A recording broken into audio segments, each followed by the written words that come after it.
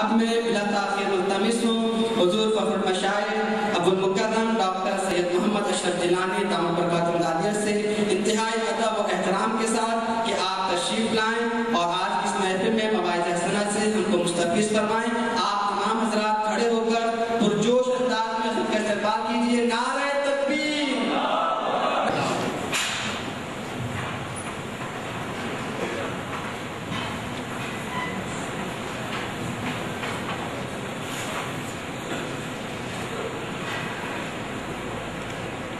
ونعوذ بالله من شرور أنفسنا ومن سيئات أعمالنا من يهده الله فلا مضل له ومن يضلله فلا هادي له ونشهد أن لا إله إلا الله وحده لا شريك له ونشهد أن سيدنا ونبينا وشفيعنا وشفاء صدورنا وغوثنا وغياثنا ومغيثنا ومعيننا وقدوتنا وفريدنا ونظامنا وسراجنا ومولانا وأشرفنا ونور عيننا محمدا عبده ورسوله أما بعد فأعوذ بالله من الشيطان الرجيم بسم الله الرحمن الرحيم من عمل صالحا من ذكر أو أنثى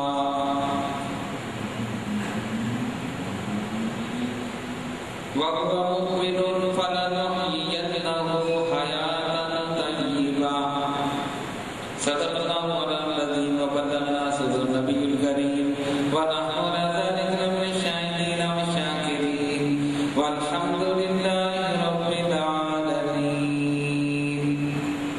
باقی رسالت میں درود پاک کا نذرانہ پیش کیجیے۔ اللهم صل على سيدنا ومولانا محمد وعلى آل سيدنا ومولانا محمد وأصحاب سيدنا ومولانا محمد وبارك وسلم صلاة وسلاما عليك يا رسول الله۔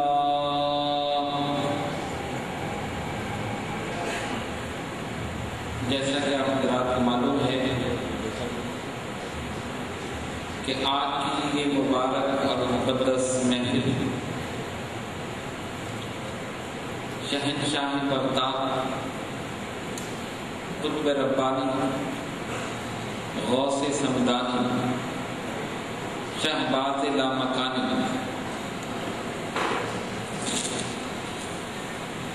حضرت غوث الاعظم سیدنا شیخ عبد القادر جیلانی حسن الحسینی رضی اللہ تعالیٰ عنہ کی بارگاہ میں ہدیہ عقیدت اور محبت پیش کرنے کے لیے منعقد کی گئی ہے۔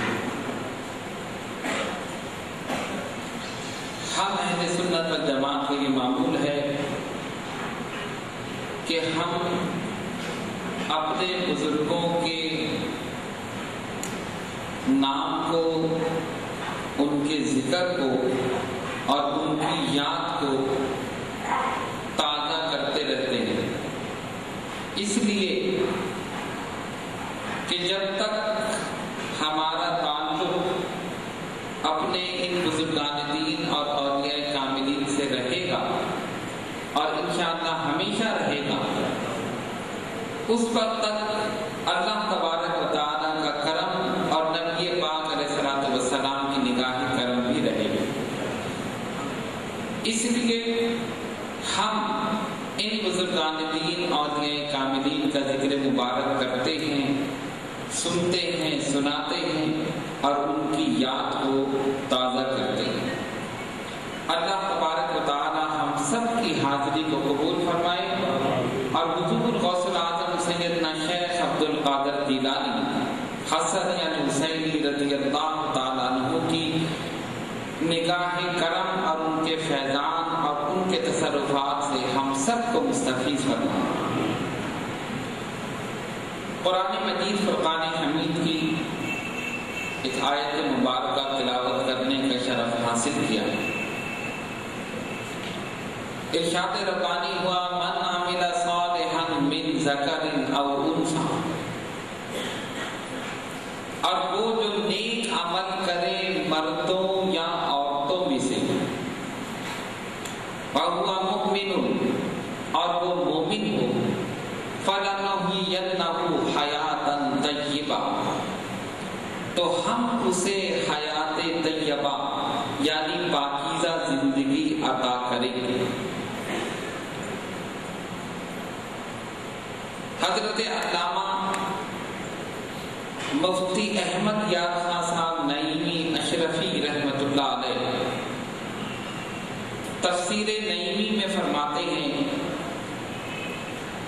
کہ حیات طیبہ سے مراد پاکیزہ زندگی، اور پاکیزہ زندگی سے مراد اصلاحی زندگی، اور حقیقت حال یہی ہے کہ ان بزرگان دین اولیاء کاملین کی سیرت کا جب آپ مطالعہ کریں اور دیکھیں تو یہ چیز ہم سب پر روز روشن کی طرح عیاں ہو جاتی ہے کہ جتنے بزرگان دین اولیاء کاملین ہیں ان سب کی زندگی حقیقت میں اصلاحی زندگی، سب کی اصلاح میں خواہ وہ کسی شعبے سے تعلق رکھتا ہو، عوام ہو، علماء ہو، مشائخ ہو، صوفیاء ہو، سلاطین ہو، وزراء ہو، امراء ہو، جو ولی جس دور میں ہوا اس نے سب کی اصلاح فرمائی اور ببانگے دہل ان کے غلط اقدامات پر ان کو ٹوک دیا اور شریعت اور سنت کے مطابق عمل کرنے کا حکم دے دیا۔ تو آئیے ذرا آج غور کریں کہ اس اصلاحی زندگی سے مراد کون سی زندگی ہے؟ قرآن نے کہا فَلَنُحْيِيَنَّهُ حَيَاةً طَيِّبَةً، ہم انہیں پاکیزہ زندگی عطا کریں گے، اور پاکیزہ زندگی سے مراد اصلاحی زندگی۔ دیکھیے ایک ہے ظاہر کی اصلاح اور ایک ہے باطن کی اصلاح۔ ظاہر کی اصلاح کرنا بہت آسان ہے، ظاہر جو چیز نظر آ رہی ہے اور کوئی غلط کام ہو رہا ہے آپ اس کی اصلاح کریں کہ یہ کام ایسے نہیں، اس کو اس طرح کر دیا جائے، فلاں کام شریعت کے خلاف ہے، اس کو صحیح کر دیا جائے، یہ کام غلط ہے، اس کو درست کر دیا جائے۔ مثال کے طور پر زبان ظاہر ہے اور دل باطن ہے۔ زبان سے جو کچھ کہا جائے آپ نے سن لیا، ظاہر ہے، سامنے آ گئے، لیکن دل کا خیال چھپا ہوا وہ ظاہر نہیں۔ اب اگر آپ نے زبان سے میرے سامنے کچھ کہا اور میں نے دیکھا کہ غلط ہے تو میں نے ٹوک دی، یا آپ نے کسی کو غلط بات کرتے ہوئے دیکھا آپ نے فوراً ٹوک دیا، لیکن اگر کوئی غلط خیال لے کر بیٹھا ہے تو اس کی اصلاح کیسے کی جائے؟ اس غلط خیال پر کیسے اسے ٹوکا جائے؟ پتہ یہ چلا ظاہر کی اصلاح کے لیے تو ظاہری نکاح ہے اور باطن کے اصلاح کے لیے باطنی نکاح ہے۔ ظاہری نکاح باطن کی اصلاح نہیں کر سکتی۔ اب ہم سب ظاہری نکاح رکھنے والے ہیں، اب ہمیں نہیں پتا کہ کس کے باطن میں کیا ہے، کس کے دل میں کیا ہے، جب تک کہ آپ باطنی نکاح نہ رکھیں۔ اور باطنی نکاح کیا ہے؟ باطنی نکاح وہ ہے جس کو کہا جاتا ہے کہ دل پر نکاح پڑے تو وہ سمجھ جائے کہ اس کے دل میں کیا ہے۔ اتقوا فراست المؤمنین فإنہ ینظر بنور اللہ، مومن کی فراست سے ڈرو اس لیے کہ وہ اللہ کے نور سے دیکھتا۔ جب انسان کسی کے پاس جاتا ہے تو وہ صرف ظاہر کو دیکھتا، لیکن اللہ کے ولی کے پاس جاتا ہے تو وہ باطنی نکاح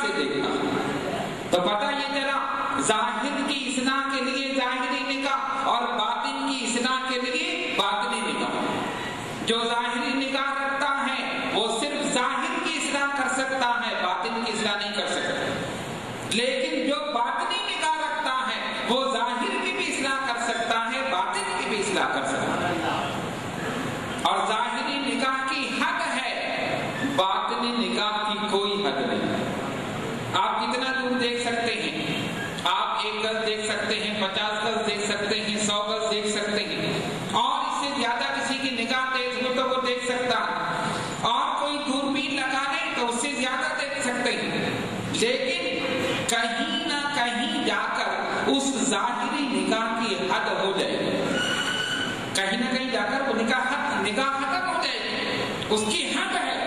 لیکن یاد رکھیے، جس کی دل کی آنکھ روشن ہے، جس کو باطنی نگاہ حاصل ہے، اس باطنی نگاہ کی کوئی حد نہیں۔ آئیے آپ کو دکھائیں، ظاہری نگاہ تو آپ نے دیکھی ہوگی، باطنی نگاہ کیا ہے؟ قصیدہ غوثیہ اٹھائیے اور غوث اعظم شیخ عبد القادر جیلانی حسن الحسین رضی اللہ تعالیٰ عنہ کا ارشاد گرامی سنیے، فرمایا نظرت الی بلاد اللہ جمعا کحضرۃ علی حکم اتصال۔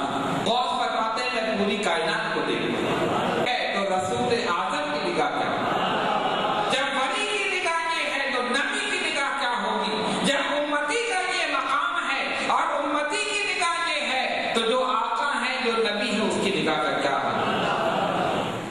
تو یہ باطنی نگاہ ہے، اور جو ہمارے پاس ہے یہ ظاہری نگاہ۔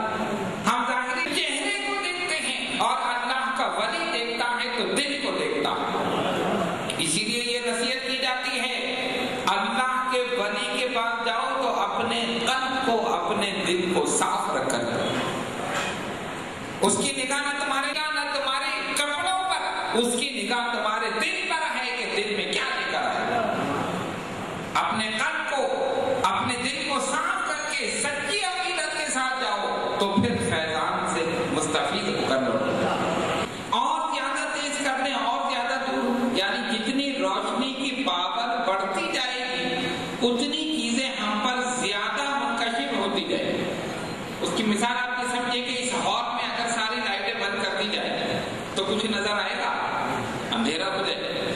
آپ نے ایک بلب جلایا، کچھ روشنی ہوئی، ایک آدمی آپ کو نظر آ گیا، آپ نے 2 جلا دیے اور زیادہ لوگ نظر آ گئے، آپ نے 3 جلا دیے اور زیادہ نظر آ گئے، آپ نے ساری لائٹیں جلا دی، سب نظر آ گئے۔ کیا مطلب؟ نور کا، روشنی کا پاور جتنا بڑھتا جائے گا اتنی ہی چیزیں زیادہ روشن ہوتی چلی جائیں گی، اتنی چیزیں زیادہ روشن اور آپ پر اشکارا ہوتی جائیں گی۔ یہ نور ہے، لیکن یہ نور مخلوق کا بنایا ہوا ہے۔ ارے جب مخلوق کے بنائے ہوئے نور کی یہ کیفیت ہے تو خالق کے نور کی کیا کیفیت ہے؟ اتقوا فراست المؤمنین فإنہ ینظر بنور اللہ۔ مومن کی فراست سے ڈرو، اس لیے کہ اللہ کے نور سے دیکھتا ہے۔ تو جو اللہ کے نور سے دیکھ رہا ہو اس کی نگاہ سے پھر کیا چیز پوشیدہ ہو رہ سکتی ہے، اور جو اللہ کے نور سے دیکھ رہا ہو اس کی نگاہ سے کوئی چیز پوشیدہ نہ ہو، اور جو خود اللہ کا نور ہو اس کی نگاہ سے کیا پوشیدہ ہو۔ سرکار تو خود نور ہے، انا من نور اللہ والخلق کلهم من نور، میں اللہ کے نور سے، پوری کائنات میرے نور سے۔ اور ایک اور بات دیکھیے، حضرت موسیٰ علیہ السلام نے عرض کی الہ العالمین میں دیکھنا چاہتا ہوں، لن ترانی، ہرگز نہیں دیکھ سکتے۔ اے الہ العالمین میں دیکھنا چاہتا ہوں، لن ترانی نہیں دیکھ سکتے، نہیں مولا میں دیکھنا چاہتا ہوں۔ اچھا تم دیکھنا چاہتے ہو، موسیٰ تم ڈائریکٹ نہیں دیکھ سکتے، انڈائریکٹ دیکھو۔ کیسے؟ ہم اپنی تجلی کوہ طور پر نازل کر رہے ہیں، ادنا سی تجلی ہم کوہ طور پر نازل کرتے ہیں۔ موسیٰ تم اس پہاڑ کو دیکھو، ڈائریکٹ ہمیں نہیں دیکھ سکتے، ہم اپنی تجلی کوہ طور پر نازل کرتے ہیں، تم اس کو دیکھو۔ کہا ٹھیک ہے، موسیٰ علیہ السلام تیار ہو۔ اللہ تبارک و تعالی نے ادنا سی تجلی پہاڑ پر، کوہ طور پر نازل کی۔ کیا ہوا؟ موسیٰ علیہ السلام کوہ طور کو دیکھ رہے ہیں اور وہاں تجلی نازل ہو رہی ہے۔ قرآن اٹھا کر دیکھیے، قرآن کہتا ہے فَلَمَّا تَجَلَّى رَبُّهُ لِلْجَبَلِ جَعَلَهُ دَكًّا وَخَرَّ مُوسَىٰ صَعِقًا۔ جب ادنا سی تجلی پہاڑ پر، کوہ طور پر نازل ہوئی، کوہ طور ریزہ ریزہ ہو گیا، موسیٰ بے ہوش ہو گئے، موسیٰ علیہ السلام بے ہوش ہو گئے۔ اب کیا ہوا؟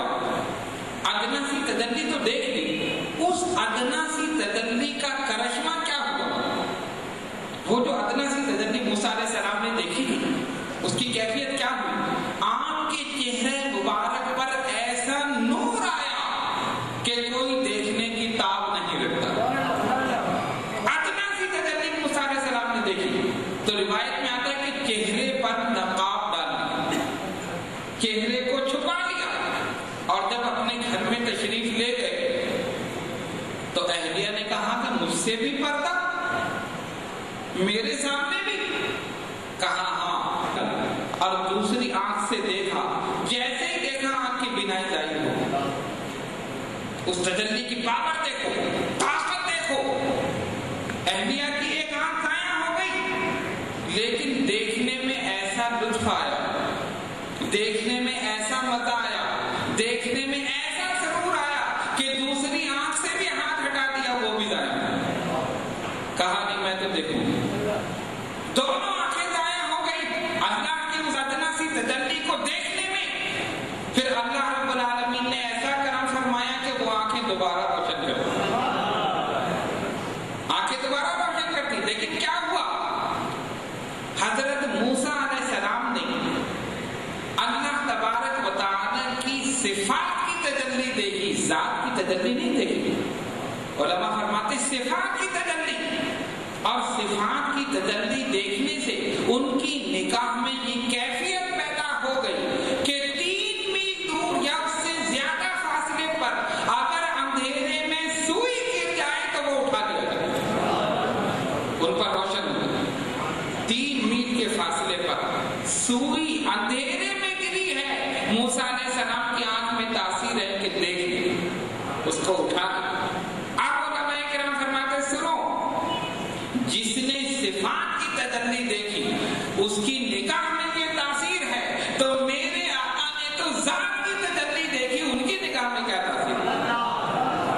موسیٰ کلیم اللہ نے صفات کی تجلی دیکھی تو نگاہ میں یہ تاثیر پیدا ہو گئی، اور حبیب اللہ نے ذات کی تجلی دیکھی، ان کی نگاہ میں کتنی تاثیر. نگاہ کی بات ہے نا، ساری نگاہیں ایک طرح نہیں ہوتی. بات سمجھ رہے ہیں آپ؟ ساری نگاہیں ایک طرح نہیں ہوتی. ہم کہتے ہیں نا ایک ہے نظر بد، نظر بد ہوتی ہے نا، نظر بد لگتی ہے، اور اس کا لگنا قرآن حدیث سے ثابت ہے. حدیث میں سرکار نے ذکر فرمایا نظر بد لگتی ہے. اور آپ دیکھتے روزمرہ کے معاملات میں ہم کسی بچے کو نظر لگ گئی، جاؤ امام صاحب کے پاس جا کے دم کرو، رو رہا ہے چپ نہیں ہو رہا، نظر لگ گئی نا، دم کرا دیا. نہیں ملے تو مؤذن صاحب سے دم کرا لو، جاؤ پولیس صاحب سے دم کرا لو. یہی ہوتا ہے نا. اور آج کل تو کسی کو بھی دیکھا گاڑی والا ٹوپی والا تھا اسی سے دم کرا دیا، وہ پتہ نہیں کون ہے لیکن دم کرا دیا. مسئلہ یہ ہے، پتہ یہ چلا کہ نظر بد کا لگنا ثابت ہے. ثابت ہے نا، نظر بد لگتی ہے، اور لگتی ہے تو کیا ہوتا ہے؟ بخار آ جاتا ہے، سر میں درد ہو جاتا ہے، اور اگر بچہ ہے تو رونا شروع کر دے. کوئی بہت اچھے کپڑے پہنا ہوا ہے، بہت زیادہ خوبصورت لگ رہا ہے، پتہ چلا بعد میں جا کے بیمار ہو گیا. ایسا ہوتا ہے نا. نظر بد کا لگنا ثابت ہے، لیکن لطف کی بات ایک یہ بھی ہے، نظر بد کا لگنا تو ثابت ہے، اور نظر لگتی ہے، لیکن نظر تو اچھی چیز پہ لگتی ہے نا، بری پہ تو نہیں لگتی. ایسے لوگ آ جاتے ہیں کہ حضور ہمیں نظر لگ گئی، میں حیران ہو کر دیکھتا ہوں، اور یہ کسی کے پاس بیٹھ جائے تو اس کو نظر نہ لگے، اس کو کیا دیتے ہیں؟ ایسا بھی ہوتا ہے. خیر ہر کوئی ظاہر ہے اپنے آپ کو تو کوئی برا نہیں سمجھتا، ہر کوئی اپنے آپ کو خوبصورت ہی سمجھتا، لیکن خیر بہرحال ہم اس کا دل نہیں توڑتے، اس کو بھی تعریف دے دیتے، چلو ٹھیک ہے تمہاری نظر بھی دور ہوئی. تو نظر بد کا لگنا ثابت ہے. اور ایک اور مزے کی بات بتاؤں، جو لوگ اولیاء اللہ کی نظر کے فیض کا انکار کرتے ہیں، وہی لوگ نظر بد کا اقرار کرتے ہیں. نظر بد کو مانتے ہیں، ہاں بری نظر کا لگنا ثابت ہے، لگ جاتی ہے، نظر بد لگ جاتی ہے. ہم ان سے یہ کہتے ہیں بتاؤ نظر بد لگتی ہے؟ کہتے ہیں ہاں لگتی. کیا ہوتا ہے؟ بخار ہو گیا، سر میں درد ہو گیا، آدمی بیمار ہو گیا، اور بچہ ہے کہ رونے لگا، ضد ہو گئی. نظر بد کا لگنا مانتے ہیں. ارے جب نظر بد میں یہ تاثیر ہے تو نظر نیک میں کیا تاثیر ہے؟ یہ بھی تو سوچو. اسی لیے ہم یہ کہتے ہیں نظر بد میں بھی تاثیر ہے، اور نظر نیک میں اس سے زیادہ تاثیر ہے. فرق یہ ہے کہ نظر بد بیمار کر دیتی ہے، اور نظر نیک صحت یاب کر دیتی ہے. اور اگر ولی اللہ کی نگاہ ہے تو ظاہر کو بھی پاک کر دے، باطن کو بھی پاک کر دے.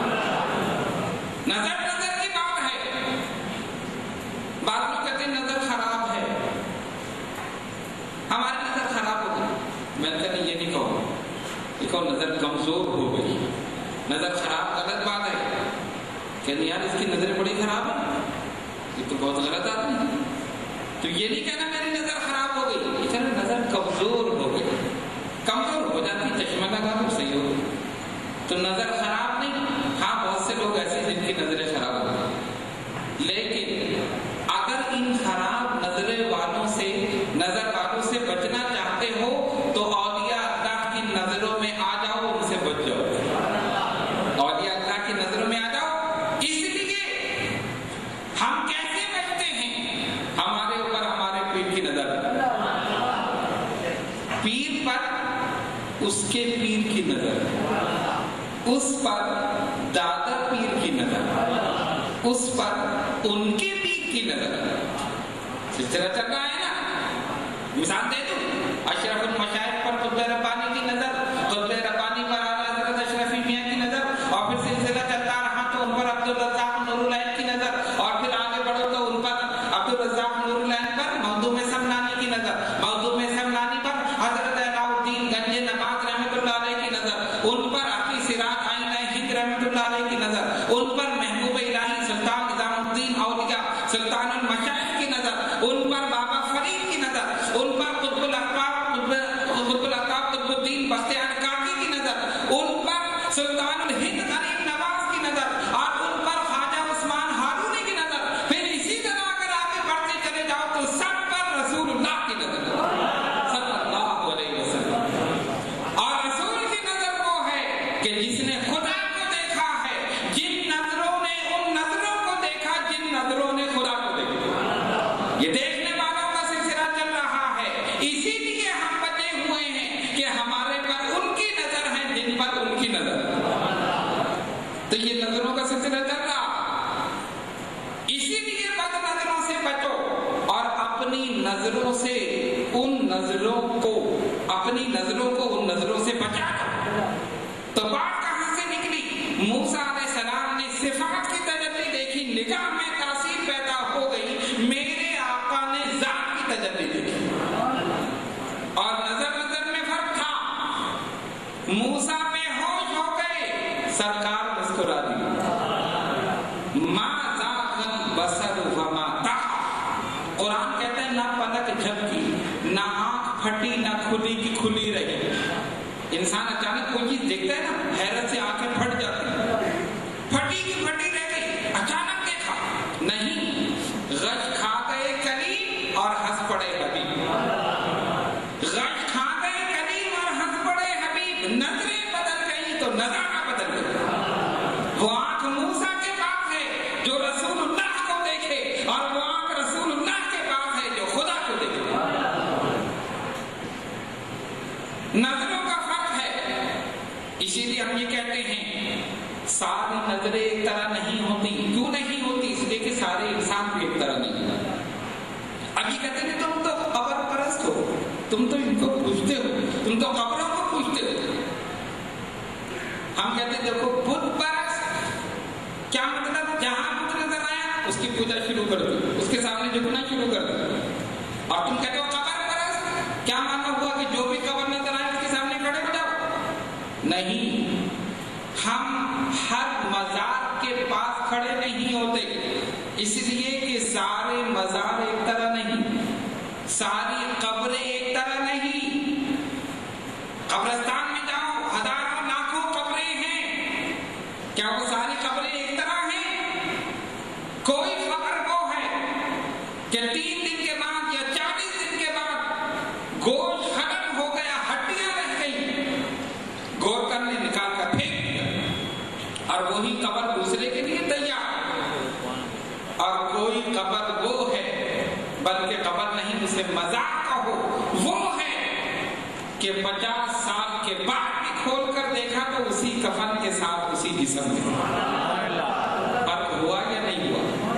فرق ہوا۔ جس طرح ظاہری زندگی میں اسٹیٹس آف لائف مختلف ہے، کوئی چھوٹے سے مکان میں ہے، کوئی اس سے بڑے میں ہے، کوئی فلیٹ میں ہے، کوئی بنگلے میں ہے، اسی طرح مرنے کے بعد عالم برزخ میں کسی کو قبر نے ایسے جگایا کہ ادھر کی ہڈیاں ادھر نکل گئی. سرکار نے فرمایا کہ جب مردے کو دفن کیا جاتا ہے قبر دباتی ہے، قبر اسے دباتی ہے، اور قبر کا دبانا نیک اور بد، مومن کافر سب کے لیے ہے. جس کو دفن کیا جائے گا قبر اسے دبائے گی، لیکن دبانے میں فرق ہے. فرمایا کافر کو، بدکار کو اس طرح دبائے گی کہ ادھر کی پسلیاں ادھر نکل جائیں اتنی سختی کے ساتھ، اور بندہ مومن کو ایسے دبائے گی جیسے ماں اپنی آغوش میں بچے کو لے کر دبائے. فرق ہوا یا نہیں ہوا؟ وہیں بتا دیا یہ وفادار کا نتیجہ ہے، یہ بے وفا کا نتیجہ ہے. جس نے ہمارے رسول سے وفاداری کی ہے اس کے ساتھ یہ ہے، اس کی جزا ہے، اور جس نے بے وفائی کی ہے اس کی سزا ہے. تو ساری قبریں ایک طرح نہیں ہیں، سارے مزار ایک طرح نہیں ہیں، سارے انسان ایک طرح نہیں ہیں، اسی لیے ساری نظریں ایک طرح نہیں ہیں. الحمدللہ ایسا نہیں، ہم تو ان نظروں میں ہیں جو رسول اللہ کی نظروں میں ہیں، جو غوث اعظم کی نظروں میں ہیں، جو مخدوم سمدانی کی نظروں میں ہیں. اسی لیے ہمیں نظر بد کی فکر نہیں ہے، ہم پر ان کی نظر ہے جن پر رسول کی نظر ہے. تو ظاہری نگاہ میں اور باطنی نگاہ میں فرق ہوا کہ نہیں ہوا؟ فرق ہو گیا. اسی لیے ہو گیا اعمال کی وجہ سے جس کی باطنی نگاہ کھل گئی وہ ظاہر اور باطن کو یکساں دیکھتا ہے. جیسے روشنی میں دیکھتا ہے ایسا اندھیرے میں بھی دیکھتا ہے، جیسے زبان کو دیکھتا ہے، جیسے چہرے کو دیکھتا ہے، ایسے قلب کو بھی دیکھتا ہے. اب دیکھیں پہلی امتوں میں ایک چیز تھی، رات میں کوئی گناہ کیا پیشانی پر لکھا ہوا آ گیا. کسی نے چوری کی، اب صبح اٹھا تو پیشانی پہ لکھا چور. کسی نے شراب پی تو پیشانی پہ لکھا شرابی. جو بھی کام رات میں کیا پیشانی پر لکھا ہوا. اور ذرا سا سوچو کہ کیسی شرم کی بات ہوتی ہے. قدرتی طور پر پیشانی پر لکھا، یعنی انسان منہ دکھانے کے قابل نہیں. ظاہر بازار میں کیسے نکلے؟ پیشانی پہ لکھا چور، رات کو چوری کر کے. کسی کے پیشانی پہ زانی لکھا، کسی کی شرابی لکھا. یعنی جو کام رات میں کیا، جو گناہ کیا پیشانی پر لکھا. ارے یہ تو کرم ہے اپنے آقا صلی اللہ علیہ وسلم کا کہ اب پیشانی پر نہیں لکھا. رات میں کیسا بھی گناہ کیا، صبح بڑے متقی پرہیزگار ہو کر نکل گئے، کسی کو پتہ نہیں، اللہ نے سرکار کے صدقے میں پردہ پوشی فرمایا. کتنا کرم ہے نبی پاک علیہ الصلوۃ والسلام. پردہ پوشی ہوئی یا نہیں ہوئی؟ کتنے گناہ، کتنی غلطیاں، کتنے عیب، کتنے نقص اس امت میں موجود ہیں، لیکن یہ سرکار کا صدقہ ہے اور ان کے صدقے میں اللہ کا کرم ہے کہ پیشانی پر نہیں لکھا ہوتا. نہیں لکھا ہوتا نا؟ بتائیے. نہیں، میں کہتا ہوں نہیں لکھا ہوتا ہے. آپ کہتے نہیں، میں کہتا ہوں ہاں. کیسے؟ پیشانی پر اب بھی لکھا ہوتا ہے، ظاہری نگاہوں سے پوشیدہ کرنا. باطنی نگاہ رکھنے والا آج بھی بتا دے کہ یہ سامنے بیٹھنے والا، سامنے آنے والا کیا کر کے آ رہا.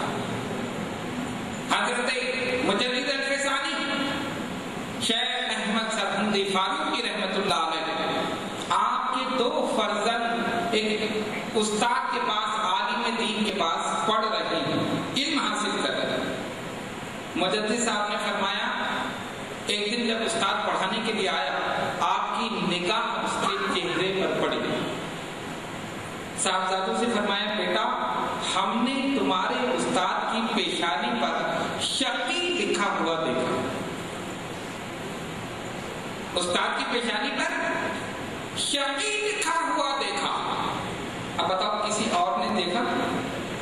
وہ استاد بازاروں میں بھی چلتا ہوگا، گھروں میں بھی جاتا ہوگا، مدرسے میں پڑھاتا بھی ہوگا، سبھی جگہ جاتا ہوگا. کسی نے کہا نہیں. ظاہری نگاہوں سے پوشیدہ. اور اللہ کے ولی نے دیکھا، ایک نظر میں پہچان لیا کیا دیکھا. ہم نے تمہارے استاد کی پیشانی پر شقی لکھا ہوا دیکھا ہے. صاحب اب ان کے ابا جان دعا کیجئے کہ یہ شقاوت سعادت میں بدل جائے. دعا کیجئے. فرمایا نہیں. آسمان کی طرف نگاہ اٹھائی، لوح محفوظ پر یہی لکھا. مشکل ہے. صاحبزادوں کو فکر ہو گیا ہمارا استاد ہے، ہم نے حاصل کرنا ہے، میسیج حاصل کر رہے ہیں. نہیں ابا جان دعا کریں کہ یہ چیز جو لکھی ہے مٹ جائے. ضد کرنے لگے. جب بہت زیادہ کہا فرمایا ٹھیک ہے دعا کر دیں گے. مجدد الفسانی رحمت اللہ علیہ نے دست مبارک اٹھا دیے. مولا یہ میرے بچوں کا جو استاد ہے اس کا نام لے کر اس کی پیشانی پر جو شقی لکھا ہے اس شقاوت کو سعادت میں بدل دے. اور اللہ تبارک و تعالیٰ اپنے ولیوں کی دعاؤں کو رد نہیں فرماتا. حدیث میں سرکار دو عالم علیہ الصلوۃ والسلام نے فرمایا، حدیث شریف کا ایک حصہ، وَلَئِنْ سَأَلَنِي لَأُعْطِيَنَّهُ، جب وہ مجھ سے کسی چیز کا سوال کرتا ہے میں ضرور اسے عطا فرما دیتا ہوں. میرا بندہ جو نوافل کے ذریعے میرا قرب حاصل کرتا ہے جب مجھ سے کسی چیز کا سوال کرتا ہے لَأُعْطِيَنَّهُ، میں ضرور اسے عطا فرما دیتا ہوں. دعا کرتے رہیں اور ایک دن اپنے صاحبزادوں کو خوشخبری سنا دی، اب ہم نے تمہارے استاد کی پیشانی پر سعید لکھا ہوا دیکھا. ہماری دعا سے اللہ نے شقاوت کو سعادت میں بدل دیا. کیا ثابت ہوا؟ آج بھی لکھا ہوتا ہے یا نہیں؟ آپ کہیں گے ہمیں تو نظر نہیں آتا. ہمیں تو نظر نہیں آیا. تو اب یہ ضروری نہیں جو نظر نہیں آئے وہ ہو ہی نہیں. یہ بھی ایک بات ہے نا. بھئی آپ کہیں گے جنت نہیں ہے، کیوں نہیں ہے؟ ہمیں تو نظر نہیں آتا. یہی تو کم علمی کی دلیل ہے. ارے وہ بے وقوفی یہی تو کرتے ہیں، رسول کے علم غیب کا انکار کرتے ہیں. جو چیز ہم نے نہیں دیکھی انہوں نے بھی نہیں دیکھی. ضروری نہیں کہ جو چیز تمہارے لیے غیب ہو رسول اللہ صلی اللہ علیہ وسلم کے لیے بھی غیب ہے. جنت ہمارے لیے غیب ہے، ان کے لیے نہیں. فرشتے ہمارے لیے غیب ہیں، ان کے لیے نہیں. ملائکہ ہمارے لیے غیب ہے، ان کے لیے نہیں. جبرائیل، میکائیل، اسرافیل، عزرائیل ہمارے لیے غیب ہے، رسول کے لیے نہیں. اپنے اوپر کیوں قیاس کر رہے ہو؟ ضروری نہیں جو چیز نظر نہ آئے وہ ہو ہی نہیں. آج ہمیں نظر نہیں آتا، لیکن اگر کوئی صاحب نظر صاحب دل آ جائے تو پیشانی کو خدا کی قسم پڑھ کر بتا دے کہ یہ شقی ہے یا سعید ہے. اللہ والوں کی شان یہی ہے، ان کی نگاہوں میں اللہ نے یہ تاثیر دی ہے، ظاہر کو بھی دیکھ لے باطن کو بھی دیکھ لے. تو قرآن نے کہا فَلَنُحْيِيَنَّهُ حَيَاتً طَيِّبَةً، ہم انہیں حیات طیبہ پاکیزہ زندگی عطا کریں گے. جتنے بزرگان دین ہیں ان سب کی زندگی پاکیزہ زندگی تھی، اور ایسی پاکیزہ زندگی تھی جو ان کی محفل میں بیٹھ گیا اس کی نگاہ بھی پاکیزہ ہو گئی، اس کی زبان بھی پاکیزہ ہو گئی، اس کا دل بھی پاکیزہ ہو گیا. تو پاکیزہ زندگی سے مراد اصلاحی زندگی. اور میں نے آپ کو بتایا کہ اصلاح دو قسم کی ہے، ایک ظاہر کی اور ایک باطن کی. اب دیکھیے ظاہر کی اصلاح کرنا بہت آسان ہے. جیسے میں نے آپ کے سامنے مثال دی، کسی نے کوئی غلط بات کی آپ نے پکڑ لیا پکڑ. لیکن یہاں بھی ایک بات یاد رکھیے، ظاہر کی اصلاح کرنے کے لیے بھی طریقہ چاہیے.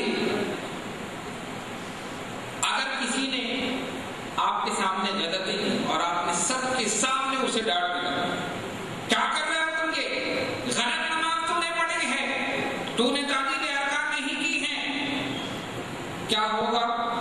اگر کوئی ٹھنڈے مزاج کا آدمی ہے تو برداشت کرتا ہے، اور اگر ہے کوئی گرم مزاج کا تو وہ بجائے اصلاح کو قبول کرنے کے لیے لڑنے کے لیے تیار ہے.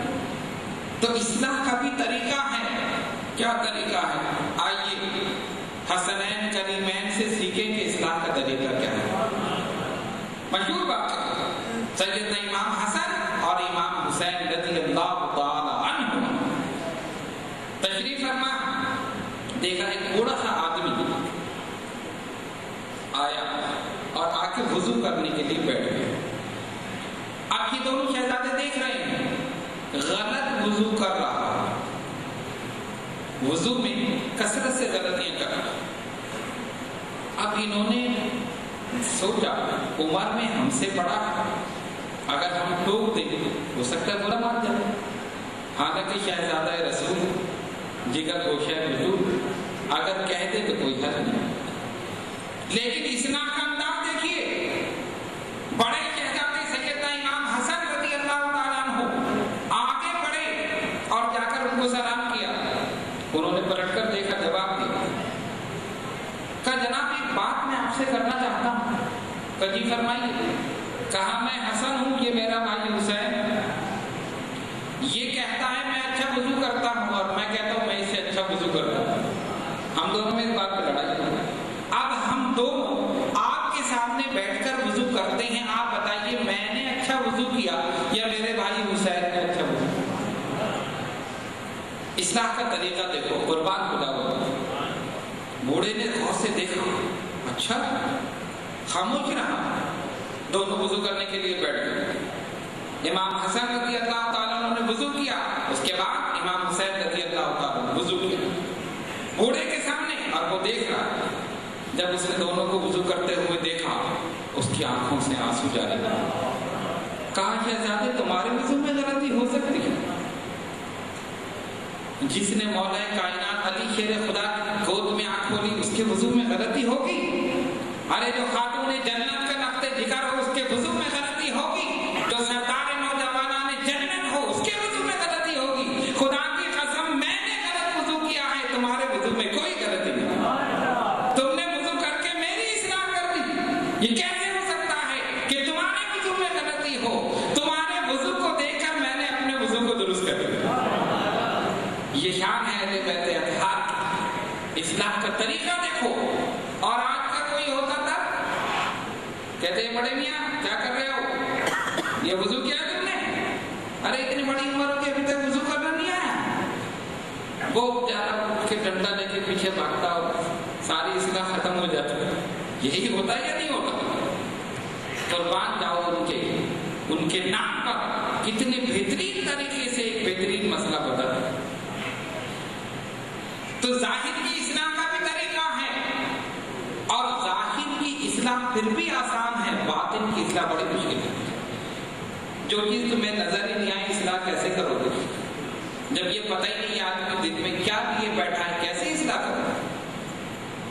बातिन की इस्लाह करने के लिए बातिनी निकाह की जरूरत है। जिसके पास जाहिरी निकाह है वो सिर्फ जाहिर की इस्लाह कर सकता है, बातिन की नहीं कर सकता।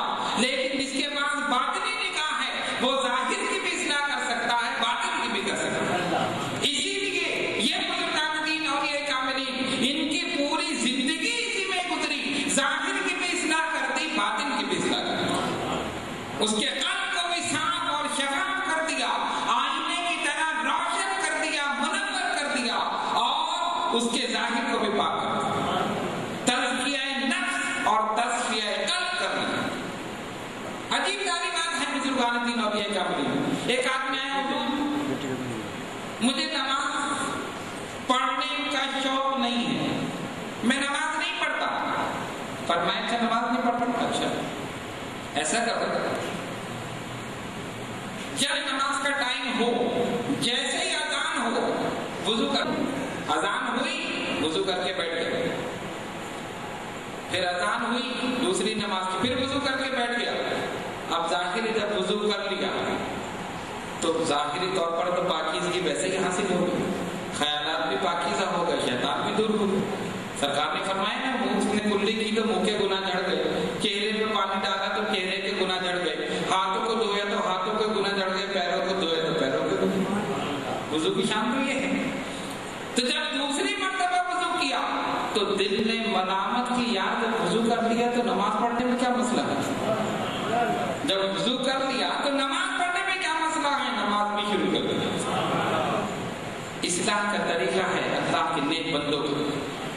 अच्छा एक तरीका तो ये है बातिन की इस्लाह का, रियाजत की जाए, मुजाहिदा किया जाए, चिल्ला कशी की जाए, तब बातिन की इस्लाह होती है।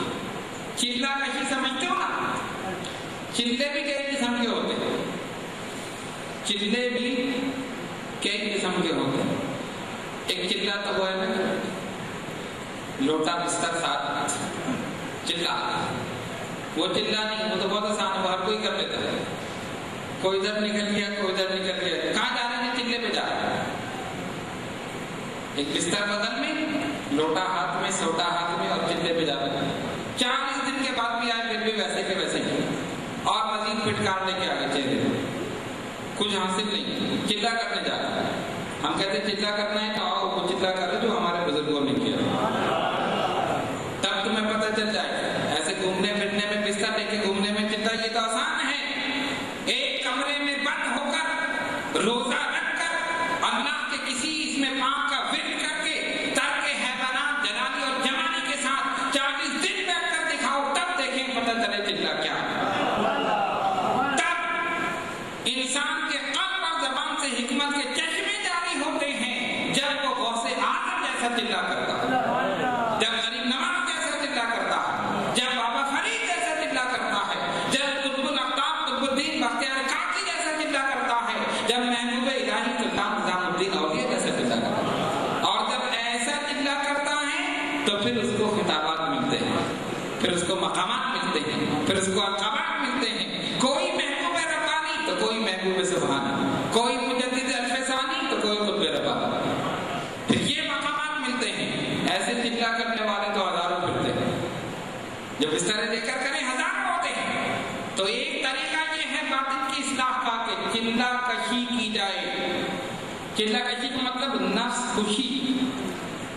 کیا مطلب؟ نفس خوشی۔ کھانے کو دل چاہ رہا ہے، آپ روزہ رکھے بیٹھے، روزہ رکھ اپنے نفس کو مار کے، نفس خوشی، پیاس لگ رہی ہے، روزہ ہے، بھوک لگ رہی ہے، کھانا ہے، نہیں کھا سکتے، پانی کھانا سب موجود ہے لیکن روزہ ہے، نہیں پی سکتے، نہیں کھا سکتے، نفس خوشی۔ اور جب انسان یہ کرتا ہے تو باطن کی اصلاح ہوتی ہے۔ یہ کیا ہے؟ یہ ایک طریقہ ہے، لیکن ایک طریقہ اور ہے، اور وہ طریقہ کیا ہے؟ وہ طریقہ یہ ہے، پیر کی نگاہ کرم ہو جائے اسی وقت باطنی اصلاح، ایک نظر میں مقامات ہے، عبادت اور ریاضت سے، تقوی پرہیزگاری سے، مجاہدے سے، مکاشفے سے، ان تمام چیزوں سے درجہ بدرجہ وہ بڑھتا ہے۔ اور اگر کسی ولی کامل کی بھرپور نگاہ پڑ جائے تو منٹوں سیکنڈوں میں یہاں سے وہاں پہنچ جاتا ہے۔ کیا غوث اعظم کا واقعہ نہیں سنا؟ ایک چور داخل ہوتا ہے غوث اعظم کے دربار میں، اس نے سنا بڑے لنگر چلتا ہے حضرت کے دربار میں، جو بھی آتا ہے خالی نہیں جاتا، میرے خیال سے ان کے پاس بڑی دولت ہوگی، بہت دولت ہوگی ان کے پاس، سارا دن لنگر چل رہا ہے، فقراء مساکین یتیماں سما رہی ہیں۔ رات کی تاریکی میں داخل ہوا، اور جیسے ہی داخل ہوا بینائی چلی گئی، یہ بھی غوث کی کرام، اب ٹٹول رہا، دیکھ رہا، نظر کچھ نہیں آ رہا۔ کمال ہے، میں تو سن کر آیا تھا کہ یہاں بہت کچھ ہو، یہاں تو کچھ بھی نہیں ہے۔ ادھر ایک ابدال کا انتقال ہو گیا۔ ابدال سمجھتے نا، ابدال بدل ہے، جس کا مطلب جو اپنی شکل کو بدل ہے۔ یہ سارے طریقت کے مراتب ہیں، صاحب وقت ہیں، ابدال ہیں، اوتاد ہیں، اقطاب ہیں، نقبا ہیں، مجبا ہیں، پھر قطب الاقطاب ہیں، پھر غوث اعظم۔ سب سے بڑا مرتبہ غوث اعظم کا ہے، اور وہی سب کی ڈیوٹیاں لگاتے ہیں، کس کو کہاں جانا ہے، کس کی ڈیوٹی کدھر ہے، یہ غوث اعظم کی شان ہے، ان کا کام۔ تو چور غوث کے دربار میں، اور جب چور ہوگا تو ظاہر آپ کو پتا ہوگا اس کی نیت خراب ہوگی، اس کا باطن صاف تو نہیں ہوگا، جب ادھر چوری کرنے آیا ہے۔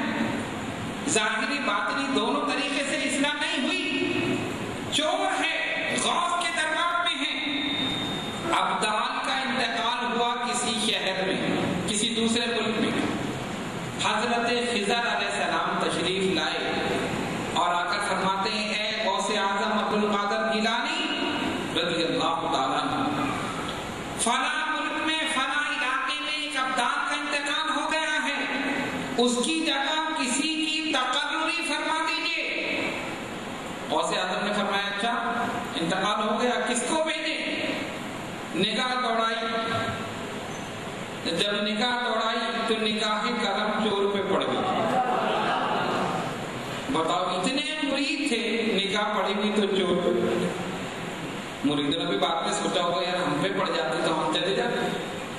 اور یہ ممکن تھا یا نہیں تھا کہ غوث اپنے کسی مرید کو پہنچا دیتے؟ لیکن نہیں پہنچایا۔ کیوں؟ غوث یہ بتانا چاہتے تھے میری نگاہ میں یہ تاثیر ہے کہ میں چور کو 1 منٹ میں ابدال بنا کے اڑا دوں۔ جب ادھر ادھر دیکھا، نگاہ دوڑائی، حضرت خضر علیہ السلام سے فرمایا ہاں ایک مہمان ہمارے گھر میں بھی تو آیا ہے، ایک مہمان ہمارے گھر میں بھی آیا ہے رات کو اور کچھ لینے آیا ہے، لینے آیا ہے۔ ارے چوری کی نیت سے آیا ہے، چوری کرنے لینے ہی تو آیا ہے۔ بلایا، ایک نگاہ ڈالی اور غوث نے اپنی ایک نگاہ غوثیت سے 1 منٹ میں ظاہر اور باطن کی اصلاح فرما دی، تزکیہ نفس اور تصفیہ قلب فرما دیا اور اس کو ابدال بنا کے بھیجا۔ یہ طریقہ ہے اسے باطنی اصلاح کا۔ کتنا آسان طریقہ ہے۔ آپ تو سوچ رہے ہو کہ یہ اگر مل جائے تو بڑا اچھا ہے، نہ چلا کرنا پڑے، نہ روزہ رکھنا پڑے، نہ کچھ کرنا پڑے، ایک نگاہ پڑ جائے تو بس پہنچ جائے، ابدال بن جائے، ابدال بن کو اڑا دو۔ تو غوث اعظم نے اپنی نگاہ سے ایک چور کو ابدال بنا کے یہ بتا دیا کہ دیکھو میری روحانی طاقت یہ ہے اور میری نگاہ میں یہ تاثیر ہے۔ تو جب غوث اعظم کی نگاہ میں یہ تاثیر ہے تو رسول اعظم کی نگاہ میں کیا تاثیر ہے؟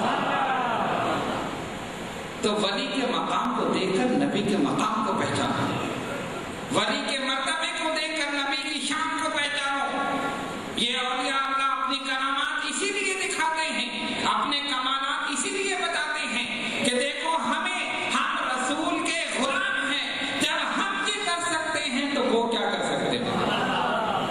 جب ہم یہ کر سکتے ہیں، غلام کی یہ شان ہے تو آقا کی کیا شان ہے، آقا کا کیا مقام ہے؟ ایک نگاہ میں بنا دیں۔ تو اب کیا ہوا؟ 2 طریقے ہوئے باطنی اصلاح کے، ایک مشکل عبادت، ریاضت، تقویٰ، پرہیزگاری، مجاہدہ، اور اس کے بعد پھر مقامات میں ایک مقام سے دوسرے مقام کی طرف۔ حضرت امام ابو القاسم قشیری رحمۃ اللہ علیہ تصوف میں بڑا بلند مقام رکھتے ہیں اور ان کا ایک رسالہ قشیریہ بہت پرانا ادیبی رسالہ، اس میں فرماتے ہیں صاحب حال ایک مقام سے دوسرے مقام پر منتقل ہوتا رہتا ہے، ایک مقام سے دوسرے مقام پر ترقی کرتا رہتا ہے۔ صاحب وقت ہے تو ابدال، ابدال ہے تو اوتاد، اوتاد ہے تو نقبہ، پھر نجبہ، اس طرح منتقل ہو رہا ہے، منازل طے کر رہا ہے، مقامات طے کر رہا ہے۔ اور دوسرا طریقہ، ایک پیر کی نگاہیں کڑک پڑی، اسی وقت اسی لمحے میں زمین سے آسمان پر پہنچا، چور سے ابدال بنا دیا۔ یہ بھی ہو سکتا ہے، لیکن اس کے لیے ایک چیز ضروری ہے۔ اگر یہ چاہتے ہیں نا یہ ہو جائے، یہ چاہتے ہیں نا، نہیں سب نہیں چاہتے، تو اس کے لیے ایک چیز ضروری ہے۔ کیا چیز ضروری ہے؟ ایک تو غوث اعظم کی شان، ان کی موت آئی تک چور کو ابدال بنا کے دکھا دیں، لیکن اگر یہ چاہتے ہو کہ پیر کی ایک نگاہ سے یہاں سے وہاں پہنچ جائے تو پھر ایک کام کرو۔ میں اکثر آپ کو بتاتا رہتا ہوں روحانی تربیت نشست میں، لیکن امید بھی یہ کرتا ہوں کہ آپ بھول گئے ہو۔ ایک نشست میں جو بتاؤ دوسری نشست میں جائے، تو وہ کیا طریقہ ہے؟ دیکھیے، ایک ہے دعا کرانا اور ایک ہے دعا لینا، دونوں میں فرق ہے۔ دعا کرانا اور دعائیں لینا۔ دعا کرانا کیا ہے؟ ہمارے لیے دعا کرتے، وہ کہتے دعا کرتے میری شادی ہو جائے گی، دعا کرتے تو بچہ ہو جائے، دعا کرتے تو نوکری ہو، ہزار چیزیں دعا کرتے۔ اور یہ ہے دعا کرانا، اور دوسرے دعائیں لینا، ایسا کام کرنا کہ پیر کے دل سے دعا نکل جائے، ایسا کام کرنا کہ دل سے دعا نکل جائے۔ اس وقت جو دعا نکلتی ہے وہ سیدھی جاتی ہے، سیدھی جائے گی۔ پھر رکے گی نہیں، اور اس وقت جو نگاہیں کرم پڑ جائے گی وہ پھر ظاہر اور باطن دونوں کی اصلاح کر دے گی، اور نہ صرف یہ کہ اصلاح کرے گی، مقامات بھی طے کرا دے گی اور بلند سے بلند مقام پر فائد بھی کرے گی۔ تو اب بتاؤ دعا کراؤ گے یا دعا لو؟ اچھا دعائیں نہیں، چلو دیکھیں گے کون دعا کراتا کون دعائیں دیتا۔ تو اس میں ظاہر اور باطن ایک منٹ میں ساتھ، ایک نگاہ میں ساتھ بزرگان دین کے ہزاروں واقعہ، بے شمار واقعات موجود، جب دریائے کرم جوش میں آ گیا۔ اور یاد رکھو جب اللہ کا ولی کسی کام پر، کسی مرید پر کسی وجہ سے خوش ہو جائے، اللہ رب العالمین بھی خوش ہو جائے۔ لہو حیاتن طیبہ، ہم انہیں پاکیزہ زندگی عطا کریں گے، اصلاحی زندگی۔ پاکیزہ زندگی سے مراد اصلاحی زندگی۔ جتنے بزرگان دین اولیاء کاملین ہیں آپ دیکھیں انہوں نے سب کی اصلاح کی، جو بھی دربار میں آئے اصلاح کی۔ غوث اعظم شیخ عبد القادر جیلانی رضی اللہ تعالیٰ تشریف فرما ہے، خلیفہ وقت نے اشرفیوں کی تھیلی دربار میں بھیج دی، تھیلی پوری بھر کے، نہ جانے کتنی ہوگی، غوث کے دربار میں آنا۔ کس نے بھیجی ہے؟ حضور وہ خلیفہ وقت جو ہے اس نے بھیجی۔ کیوں؟ نذرانہ بھیجا آپ کے لیے، اور کتنا بے وقوف تھا، اور ظاہری نگاہ رکھتا تھا، اگر باطنی نگاہ رکھتا تو کبھی ایسی حرکت نہیں کرتا۔ جو غوثیت کے مقام پر فائز ہو اسے اشرفیوں کی ضرورت ہے؟ ارے وہ تو پوری دنیا کو کھلا رہا، وہ پوری کائنات کو کھلا رہا، اس کے ہاتھ میں، دونوں ہاتھ میں تو خزانے ہیں، اس کو کیا ضرورت ہے اشرفیوں کی؟ ظاہری نگاہ رکھتا تھا، دنیا دار آدمی تھا، سوچا کہ عبد القادر جیلانی غوث اعظم خوش ہو جائیں گے، جاؤ جا کے نذرانہ میری طرف سے دے دو۔ آپ نے فرمایا مجھے نذرانہ بھیجا ہے؟ جی حضور۔ غوث اعظم رضی اللہ تعالیٰ عنہ نے اشرفیوں کی تھیلی اپنے ہاتھ میں پکڑی اور مٹھی میں لے کر دبایا تو اس سے تازہ خون گرنے لگا۔ غوث کی کرامت دیکھو، تازہ خون، اشرفیوں کی تھیلی سے تازہ خون، اور گرنا شروع ہوا تو گر کر بہنے لگا۔ جو گر کر بہا ہوگا تو کتنا ہوگا، اگر خالی ٹپکتا تو بہتا نہیں۔ مٹھی میں لے کر دبایا، خون گر رہا ہے، بہہ رہا ہے، جو لے کر آئے ادھر گئے، یہ کیا ہے؟ غوث اعظم نے جناب میں فرمایا سنو، جاؤ جا کر خلیفہ وقت سے کہو لوگوں کا خون نچوڑ کر، لوگوں پر ظلم و ستم کر کے ان کا حق دبا کر جو پیسہ حاصل کیا وہ مجھے بھیج رہا ہے، خدا کی قسم اگر میں چاہتا تو یہ خون تیرے محل تک بہا دیتا۔ خبردار کسی کا حق غصب مت کرنا، اللہ کے غضب سے ڈرو، اور بیواؤں، یتیموں، مسکینوں، فقیروں، ان سب کے حقوق کو غصب کرنے سے ڈرو، کہیں خدا کا قہر نازل نہ ہو۔ کون کہہ رہا ہے؟ غوث اعظم فرما رہے ہیں۔ کس سے فرما رہے ہیں؟ صاحب وقت، صاحب سلطنت سے فرما رہے ہیں۔ ہے کسی میں ہمت کہ وزیر اعظم کو ڈانٹ دے؟ ہے کسی میں ہمت کہ صدر کو ڈانٹ دے؟ ڈرے گا کہیں مجھے بند نہ کر دے، کہیں مجھے پھانسی نہ لگا دے، کہیں مجھے قتل نہ کر۔ جس نے غلطی کی، اور جتنی باطنی بیماریاں ہیں نا، باطنی بیماریاں سمجھتے ہیں، جھوٹ، غیبت، چغلی، غرور، تکبر، نفرت، عداوت، بغض، یہ ساری باطنی بیماریاں ہیں۔ جس میں جو بیماری تھی غوث نے ویسے ہی اس پر ضرب لگائی اور اس بیماری کو دور کر دیا۔ اور بیماریاں ایسے نہیں کہ بیماریاں خالی دنیا داروں میں ہوں، کچھ ایسے بھی لوگ تھے دیندار ان میں بھی تھی، ظاہر کسی میں بھی ہو سکتی۔ ایک ولی ولایت کے مقام پر تھے، شیر پر سواری کرتے تھے۔ کس پر؟ شیر پر۔ اب ظاہر شیر پہ سواری کرنا تو بڑی بات ہے، شیر پہ سواری کرتے تھے، اور اگر کوئی دیکھے تو شیر پہ سواری کر رہا ہے تو دل میں بڑا ہوگا، یار کتنا بڑا ولی ہے، شیر اس کے تابع ہے، شیر اس کے تابع ہے۔ اسی شیر پہ سواری پر مجھے ایک دلچسپ بات یاد آئی۔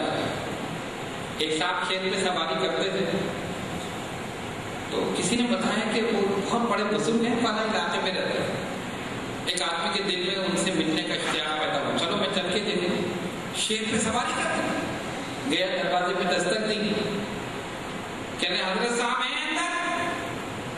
اندر سے آواز آئی، کون حضرت؟ کسی عورت کی آواز آئی، کون ہے حضرت؟ کہ حضرت صاحب، ارے وہ حضرت ہے، وہ تو ایسا ہے، وہ تو ایسا ہے. برائی گھبرا خاتون خانہ ہے، ہو سکتا ہے حضرت کی وائف ہے، اور حقیقت میں وہی تھی. اب ظاہر ہے گھر کی مرغی دار، گھر میں تو قدر تھی نہیں بیچارہ. برائیاں شروع کرتی، تم اس کو حضرت کہہ رہے ہو، وہ تو ایسا ہے، وہ تو ایسا ہے، وہ تو ایسا ہے.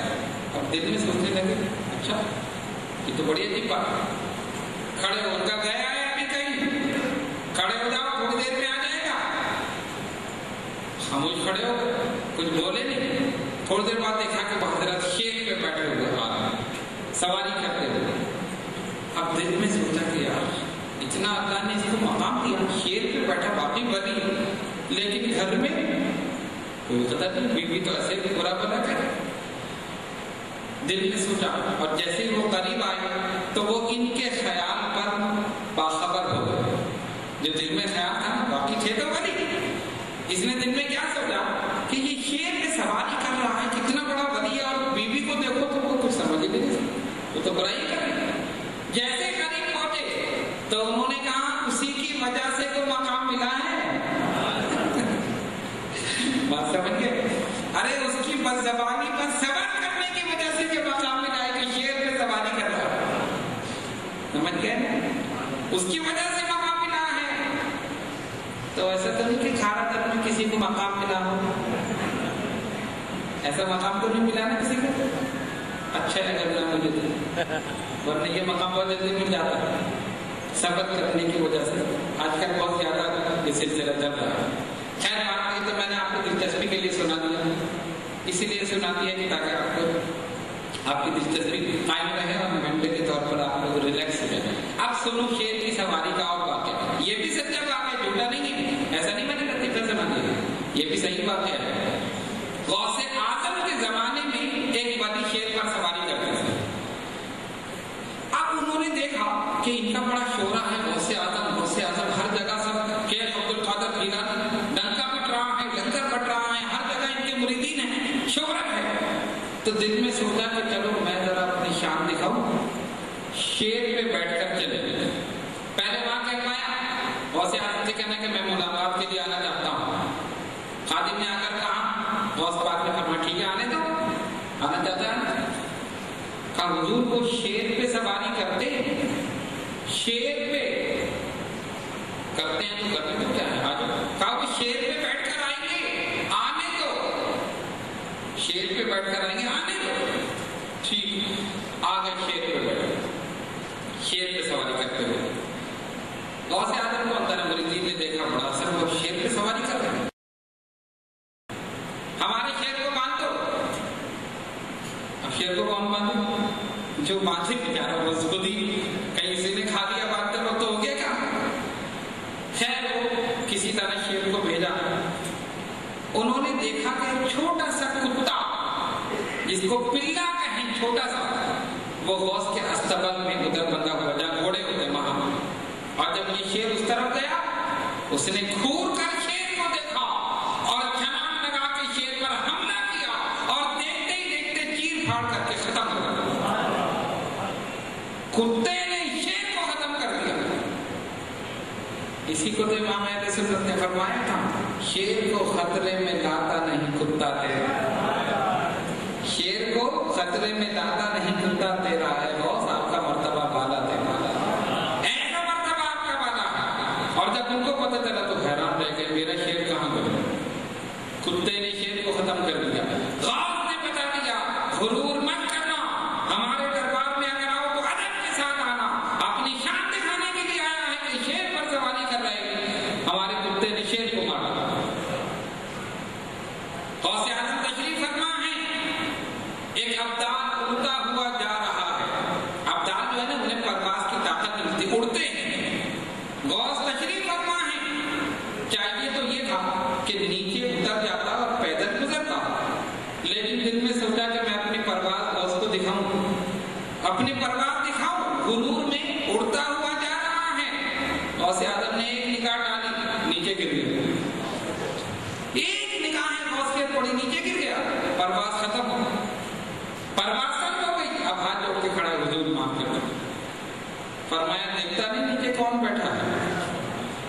دیکھا نہیں ہم بیٹھے ہیں، ادب سے یہاں سے چلا جا ورنہ تیری برباد ہمیشہ کے لیے ختم ہو جائے۔ قدموں پہ گر کر معافی مانگی، مریدین نے عرض کیا حضور معاف کر دے، فرمایا کیا معاف کر دیا، اسی وقت برباد مل گئی، اٹھتا ہوا چلا گیا۔ غوث نے سب کی اصلاح فرمائی ہے، کوئی امیر ہو، فقیر ہو، وزیر ہو، شہنشاہ وقت ہو، فَلَنُحْيِيَنَّهُ حَيَاةً طَيِّبَةً، ثابت کر دیا پاکیزہ زندگی میری زندگی، جو مجلس میں آ جائے وہ بھی پاکیزہ ہو جائے، اس کے خیالات پاکیزہ ہو جائیں، اس کی زبان پاکیزہ ہو جائے، سب سے بڑھ کر اس کا دل پاکیزہ ہو جائے۔ ایسے حیات طیبہ اللہ تبارک و تعالیٰ نے ان بزرگان دین اور غیر کاملین کو عطا فرمائی۔ تو یہ ظاہر کی بھی اصلاح کرتے ہیں، باطن کی بھی اصلاح کرتے ہیں، اسی لیے چاہیے کہ ان کی صحبت میں بیٹھا جائے۔ اگر آپ کچھ بھی نہ کریں، کسی ولی کی صحبت میں جا کر بیٹھ جائیں تو مولانا روم رحمت اللہ علیہ فرماتے یک زمانہ صحبت با اولیاء بہتر صد سال طاعت بے۔ تو ایک لمحے، ایک منٹ، ایک سیکنڈ کسی اللہ کے ولی کی صحبت میں بیٹھا اور 100 سال دنیا دار کی صحبت میں بیٹھا، ارے وہ ایک لمحہ 100 سال سے بہتر، سبحان اللہ، 100 سال سے بہتر۔ الحمدللہ علی احسانہ، اللہ تبارک و تعالیٰ کا بڑا کرم ہے کہ اس نے اپنے ولیوں کے قدموں میں رکھا، اپنے ولیوں کے ماننے والوں میں رکھا، نہ ماننے والوں میں نہیں رکھا، ان میں رکھا ہی نہیں۔ اور اللہ تعالیٰ ان لوگوں کی شر سے ہم سب کو، اہل سنت والجماعت کو محفوظ رکھے۔ ہم اگر بچے ہوئے ہیں تو اسی لیے بچے ہوئے ہیں کہ ہم پر، میں پورے یقین کے ساتھ کہتا ہوں، پورے اعتماد کے ساتھ کہتا ہوں، پورے وجدان کے ساتھ کہتا ہوں، ہم اسی لیے بچے ہوئے ہیں۔ ہم پر اگر ایک طرف مخدوم سمنانی کی نظر ہے تو دوسری طرف غوث جیلانی کی نظر ہے، ایک طرف قطب ربانی کی نظر ہے تو دوسری طرف اشرف المشائخ کی نظر ہے، تیسری طرف مجدد فیضانی کی نظر ہے۔ یہ جتنے بزرگان دین ہیں ان سب کی نظریں ہمارے اوپر ہیں، اسی لیے نظر بد سے ہم بچے اور انشاءاللہ تعالی بچے رہیں۔ من عمل صالحا من ذکر او انثى وهو مؤمن فلنحيينه حیاة طیبہ، اور وہ جو نیک عمل کرے مردوں اور عورتوں میں سے اور مومن ہو، ہم انہیں پاکیزہ زندگی عطا کریں گے۔ آخری بات کر کے میں اپنی گفتگو کو ختم کروں، اور وہ بات یہ ہے کہ جب ہم ان بزرگان دین اور غیر کاملین کے دامن سے وابستہ ہیں، ان کے ماننے والے ہیں، تو ہمیں چاہیے کہ وہی کریں جو ان بزرگان دین کی تعلیمات ہیں۔ غوث اعظم نے کبھی جھوٹ بولا؟ بتاؤ، کبھی جھوٹ بولا؟ آج سے عہد کر لو کہ کبھی جھوٹ نہیں بولے۔ کبھی انہوں نے نماز ترک کی؟ ارے انہوں نے تو 40 سال عشاء کے وضو سے فجر کی نماز پڑھی، 40 سال عشاء کے وضو سے۔ تم خالی فجر کے وضو سے فجر ہی پڑھ کے بتا۔ میں نہیں کہتا کہ عشاء کے وضو سے فجر پڑھو، آپ کہیں جاگنا پڑے گا، اس لیے کہ سو گئے تو وضو ٹوٹ جائے گا۔ اب کچھ لوگ ایسے جن کا وضو ٹوٹتا ہی نہیں، ویسے ہی کھڑے ہوئے۔ تو اس لیے 40 سال عشاء کے وضو سے، امام اعظم نے 40 سال عشاء کے وضو سے فجر کی نماز، یہ وہ لوگ ہیں جنہیں حیات طیبہ عطا کی گئی۔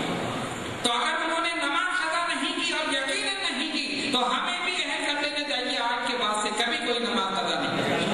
اگر ان کے مشن پر چلو گے، ان کی سیرت پر عمل کرو گے، ان کی تعلیمات پر عمل کرو گے، انشاءاللہ اس دنیا میں بھی کامیاب اور آخرت میں بھی کامیاب۔ اور آخر میں حلقہ اشرفیہ کھارگر کے تمام اراکین، مریدین، معتقدین، متبصرین جنہوں نے دام درہم سخن قدم جس طرح بھی اس تقریب کے انعقاد میں حصہ لیا، اور وہ حضرات جو خلوص اور محبت کے ساتھ تشریف لائے، اللہ تبارک و تعالیٰ ان سب کی حاضری کو قبول فرمائے۔